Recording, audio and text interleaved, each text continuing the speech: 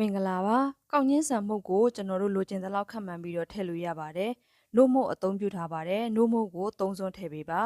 နွားနို့ကအစိမ့်လဲထည့်လို့ရသလိုကျူပြီးသားကိုလည်းထည့်လို့ရပါတယ်နွားနို့ထည့်တဲ့အခါမှာတစ်ခါတည်းမထည့်ဘဲနဲ့ကျွန်တော်တို့တဖြည်းဖြည်းချင်းနဲ့ထည့်ပေးသွားပါမယ်ရေအစားကျွန်တော်ကနွားနို့ကိုအသုံးပြုထားတာမို့လို့အခုလိုမျိုးလေးမုတ်အသားလေးမမတင်းတင်းလေးဖြစ်လာပြီဆိုရင်ရသွားပါပြီပုံစံကမိမိကြိုက်နေတဲ့သူလိုလုပ်ပေးလို့ရပါတယ်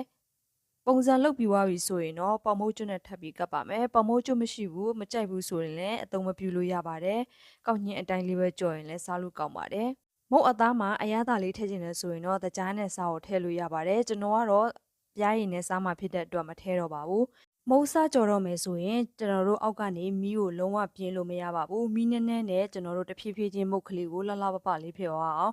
ကြော်ပေးသွားပါမယ်အောက်ကမီးနည်းနည်းလေးနဲ့ပဲအခုလိုမျိုးအတွင်းသားတွေကြက်အောင်အယောင်ပြောင်းသွားပြီဆိုရင်တော့ကျွန်တော်တို့ရပါပြီ။ကောင်းညင်းနဲ့လှုပ်ထားပေမဲ့မုတ်ကကြော်ပြီးတဲ့အခါမှာပျော့ပျော့ကြီးမဖြစ်သွားဘဲနဲ့ရှုံရှုံကြီးမဖြစ်သွားဘဲနဲ့အခုလိုမျိုးလေးမွမွလေးနဲ့စားလို့အရင်ကောင်းပါတယ်။အရသာစိမ့်စိမ့်နို့အနံ့မွေ့မွေ့လေးနဲ့တော်တော်လေးကိုစားလို့ကောင်းပါတယ်။မွမွလေးနဲ့ခလေးလူကြီးကြိုက်နှစ်သက်မယ်လို့လည်းထင်ပါတယ်။ဟင်းချက်တဲ့အပြင်ကျွန်တော်ထိုင်းမှာစေယုံစကဲပြန်နေလို့လုပ်ပါတယ်။လာရောက်ဆက်